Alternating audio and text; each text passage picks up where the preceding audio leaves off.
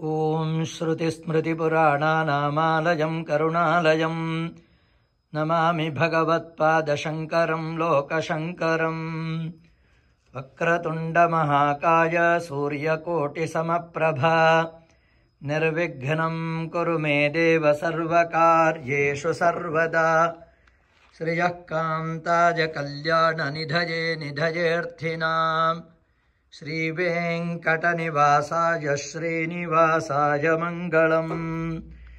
ॐ मृत्युञ्जयाय रुद्राय नीलकण्ठाय शम्भवे अमृतेशाय शर्वाय महादेवाय ते नमः। अन्नपूर्णे सदा पूर्णे शङ्करप्राणवल्लभे ज्ञानवैराग्यसिद्ध्यर्थं भिक्षां देहि च पार्वती। श्रीवेङ्कटेश्वरं देवं वरदं विश्वरूपिणं वेदवेद्यं विश्ववन्द्यं वरदक्षेत्रवासिनं श्रीदेवी भूदेवी समेत श्रीवरद वेङ्कटेश्वरस्वामिने नमः।